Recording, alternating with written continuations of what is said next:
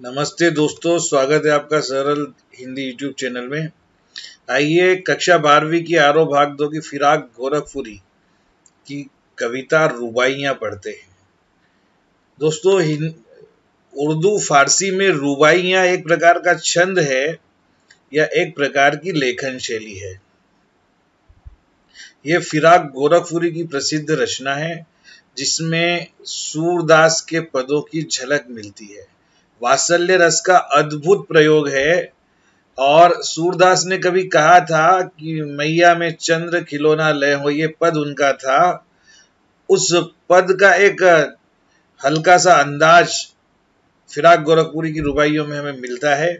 आइए हम डायरेक्ट पढ़कर समझते हैं, उसके बाद अन्य बातों पर विचार करते हैं। रुबाइयां।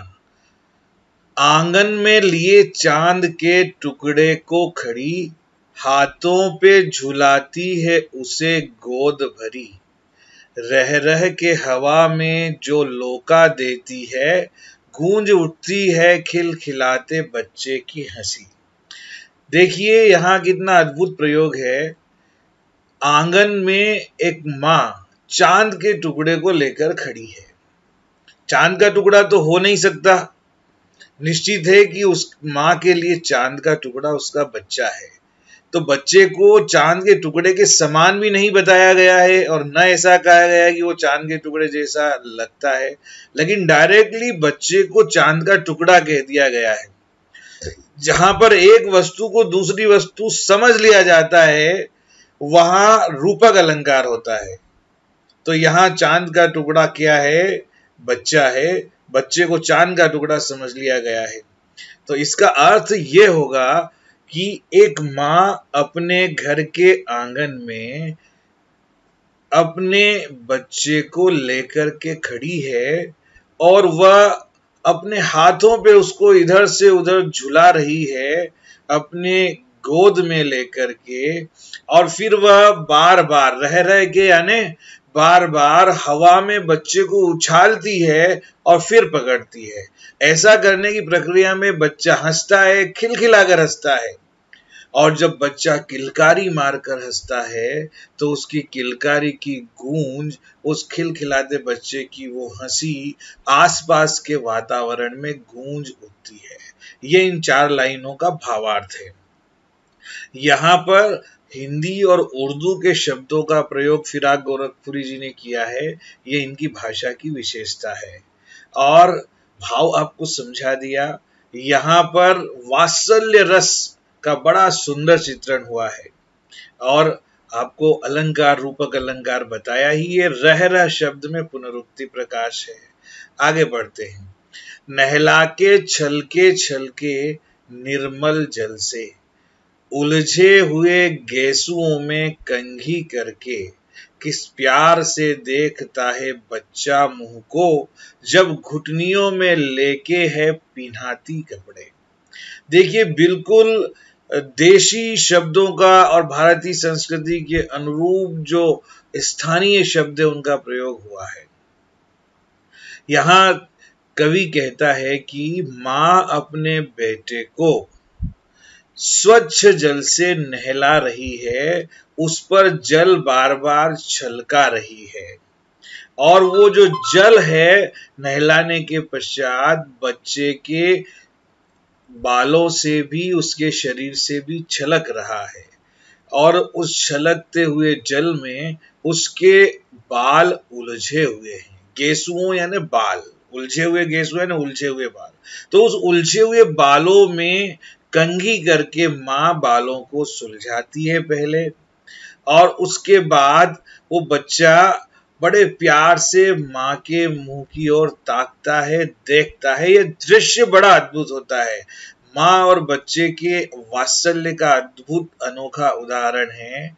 और इसके बाद जब माँ उस बच्चे को अपने दोनों घुटनों के बीच में लेकर के कपड़े पहनाती है, उस समय जिस प्यार की दृष्टि से बच्चा माँ को देखता है, यह दृश्य बड़ा सुंदर बन पड़ता है। यहाँ भी वात्सल्य रस है और एक माँ और बच्चे का जो नेचुरल, स्वाभाविक एक दूसरे के प्रति स्नेह और आत्मीयता होती है, उसकी पराकाष्ठा हमें यहाँ पर दिखाई दे रही है। आगे देखते हैं बच्चों, दिवाली की शाम घर पुते और सजे, चीनी के खिलौने जगमगाते लावे, वो रूपवती मुखड़े पे एक नर्म दमक, बच्चे के घरौंदे में जलाती है दिए। अब देखिए, दिवाली की शाम का वर्णन है। दिवाली की एक शाम है और दिवाली की शाम को जो घर है वो बड़े पुते हुए और सजे हुए शोभा दे रहे हैं। इस दिवाली की शाम पर बच्चे जो है चीनी के खिलौने लेकर अपने साथ आए हैं। बच्चों के साथ चीनी के खिलौने हैं। यहाँ चीनी के खिलौने यानी मीठी वाली जो चीनी होती है, शगर, उसके खिलौने हैं। उनको बाद में बच्चे खेलते भी है और खा भी जाते हैं। और जगमगाते लावे, ये आप देख रहे हैं, ये घर बना हुआ है और यहाँ पर ये दीपक जो है लगे हुए हैं, जगमगा रहे हैं, है ना। जगमगाते लावे अर्थात मिट्टी के दीपक जगमगा रहे हैं, सुंदर दिखाई दे रहे हैं, घर पे रोशनी हो रही है, रोशनी से वो जगमगा रहे हैं। एक रूपवान, एक सुंदर स्त्री जिसका मुखड़ा जो है सौंदर्य युक्त है, वो अपने मुखड़े पर एक नरम सी हल्की सी दमक लिए है। वह बच्चे ने जो घरौंदा बनाया है, खेल खेल में जो घर बनाया है और घर बनाकर वो खेल रहे हैं, एक माँ दीपावली का जो नियम होता है वह उसके घर में जलाकर के दीपक पूरा कर रही है। अर्थात बच्चों ने खेलने के लिए जो घर बनाया है या घर बनाकर जहां खेल रहे वहां माँ, वो रूपवती स्त्री, उसमें भी दीपक जलाती है। यानी ये परंपरा घर में तो निभाई जा रही है, लेकिन उस बच्चे में भी ये संस्कार दिए जा रहे हैं कि दीपावली के दिन घर में दीपक जलाया जाता है। तो ये भी एक भारतीय संस्कृति का बड़ा एक सुंदर उदाहरण है। शांत रस और प्रसाद गुण है। हिंदी उर्दू के शब्दों का, तद्भव शब्दों का बहुत अद्भुत प्रयोग है। और रूपवती मुखड़ा और नर्म दमक, ये विशेष इस पद्य की विशेषता है, अनोखा प्रयोग किया है कवि ने। आगे देखते, आंगन में ठुनक रहा है जिद आया है, बालक तो हई चांद पे ललचाया है। देखिए कितना सुंदर प्रयोग है। बच्चे का ठुनकना, कविताओं में, शायरी में, रुबाइयों में इस तरह के प्रयोग बड़े अलग और विचित्र दिखाई देते हैं। बच्चा आंगन में खेल रहा है और आंगन में खेलते हुए एक शाम को उसने आसमान में चांद देख लिया है और उस चांद को उसने वस्तु समझ लिया है, खिलौना समझ लिया है। और वह अब ठुनक ठुनक कर, बच्चे को जब कोई चीज चाहिए तो पैर पटक कर जिद करता है, उसको ठुनकना कहते हैं। और वो अब अपनी जिद पर अड़ गया है। और देखिए, जिद आया एक क्रिया का प्रयोग हुआ है और इस प्रकार से वह चांद को वस्तु के रूप में, खिलौने के रूप में लेने के लिए ललचा रहा है, जिद कर रहा है कि मुझे चांद चाहिए, है ना। अब माँ अपने उस बच्चे की जिद को और उस बच्चे की हठ को कम करने के लिए या समाप्त करने के लिए एक उपाय ढूंढती है। और उपाय यह है कि वो दर्पण लेकर के आती है और आसमान के चांद को वो अपने दर्पण में दिखाती है कि देखो, ये मैंने, वो चांद जो तुम्हें चाहिए ये आ गया है, देखो अपने घर में, अपने तुम्हारे सामने ये चांद है, देख इस आईने में वो आसमान का चंदा उतर कर आ गया है। ये हमारे देश की संस्कृति की विशेषता है कि चांद को हमने हमेशा अपना रिश्तेदार समझा है, चंदा मामा है, और बच्चे चांद के प्रति जिद करते हैं। आजकल तो एयर कंडीशन में रहने वाले घरों में जहां बच्चा चांद देख ही नहीं पाता है, ना आंगन में पहले लोग सोते थे, छत पर सोते थे, तो चांद जो है देखते देखते ही नींद आती थी और चांदनी का आनंद लिया करते थे। दोस्तों, यहाँ पर ये बड़ा अद्भुत प्रयोग किया है माने। सूरदास जी का एक पद है, उससे यहाँ मेल खाता है। आप ये काव्य सुंदर की विशेषताओं में बता सकते हैं कि मैया में तो चंद्र खिलौना लय हो, ये इससे इसकी समानता है। ये आप इसके काव्य सौंदर्य की विशेषता में भी चाहें तो बता सकते हैं।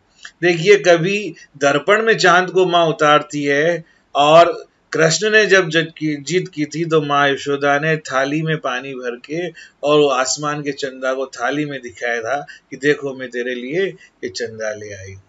बहुत सुंदर प्रयोग है, बहुत अच्छी रुबाई है। रक्षा बंधन की सुबह रस की पुतली, छाई है घटा गगन की हल्की हल्की, बिजली की तरह चमक रहे हैं लच्छे, भाई के है बांधती चमकती राखी। देखिए दोस्तों, रक्षाबंधन की एक सुबह है। सुबह सुबह कई घरों में रक्षाबंधन बनाया जाता है, कुछ लोग शाम को बनाते हैं। तो रक्षाबंधन के प्रातः काल का समय है, और वो सुबह जो है रस की पुतली है, आनंद देने वाली है, आनंद का प्रतीक है। और उस सुबह सुबह आसमान में काली घटा छाई हुई है, और बिजली की तरह चमक रहे हैं लच्छे। जो रक्षाबंधन की राखी है, उस राखी में जो लच्छे हैं चमकते हुए तार, वो ऐसे लग रहे हैं जैसे काली घटाओं में बिजली चमकती है, तो वो भी उस लच्छे की तरह ही लगती है। और इस प्रकार ये चमकती हुई राखी बहन भाई के हाथों में बांध रही है। तो रक्षाबंधन मनाने का यह रुबाई उस पर निर्भर है। रुबाई जो है रक्षाबंधन का मनाने का त्योहार जो है उस परंपरा के बारे में संकेत कर रही है। भाई बहन के प्रेम का प्रतीक रक्षाबंधन का त्योहार एक आनंददायक सुबह की तरह होता है, रस की पुतली की तरह होता है। देखिए, ये जो रुबाई है, यहाँ पुतली, हल्की और राखी, पहला, दूसरा और चौथी लाइन में एक जैसी काफिया है, एक जैसी तुक है, पहली, दूसरी और चौथी में। और तीसरी जो लाइन है, बिजली की तरह चमक रहे हैं लच्छे, ये थोड़ी भिन्न है। तो यह जो विशेषता है रुबाई, रुबाई में पहली, दूसरी और चौथी लाइन में तुक मिलती है, और काफिया मिलता है। तुक या काफिया एक ही चीज है। और तीसरी पंक्ति जो है स्वच्छंद पंक्ति की तरह होती है। चारों रुबाइयां यहाँ पर जो है, इन चारों रुबाइयों की ये विशेषता है, ये भी हमें ध्यान रखना है। देखिए, सजे लावे दिए, इनमें ए की मात्रा है, यानी तुक मिल रही है। इधर से के और कपड़े में भी ए की मात्रा है, यानी तुक मिल रही है। तीसरी पंक्ति अलग है। खड़ी भरी हंसी, यहाँ पर भी तुक मिल रही है। तो रुबाई की क्या विशेषता है? पहली लाइन और दूसरी लाइन, चौथी लाइन में तुक मिलती है। यहाँ पर हमने आपको बताया चांद के टुकड़े में रूपक अलंकार है, छलके छलके में पुनरुक्ति प्रकाश है, वात्सल्य रस है, और जहां पर भी आपको वर्णों की आवृत्ति दिख रही है वहां सब जगह अनुप्रास अलंकार है। आंगन में ठुनक रहा है जिदिया आया है, यहाँ पर बालहट का सुंदर प्रयोग है। ये रक्षाबंधन की सुबह रस की पुतली यहाँ पर भी एक प्रकार से रूपक अलंकार का संकेत है। तो ये दोस्तों रुबाई थी।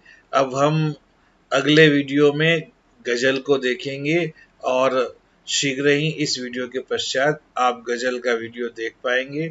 आपको रुबाई वाला पाठ निश्चित रूप से समझ में आया होगा। किसी शब्द लाइन में कोई संदेह है तो जरूर आप हमारे कमेंट बॉक्स में कमेंट्स करें। मैं निश्चित रूप से आपके प्रश्नों के, आपके संदेह का समाधान करने की कोशिश करूंगा। आपने चैनल को अगर सब्सक्राइब नहीं किया है तो दोस्तों, हम बहुत महत्वपूर्ण वीडियो फ्यूचर में आपके लिए लाने वाले हैं, आप सब्सक्राइब जरूर कर लीजिए। अब 12वीं के इन सभी पाठों को पूर्ण करने के पश्चात हम ग्रामर में, हिंदी व्याकरण में भाव भाषा रसछंद अलंकार की सारे सीरीज लेकर आने वाले हैं। नमस्ते, धन्यवाद।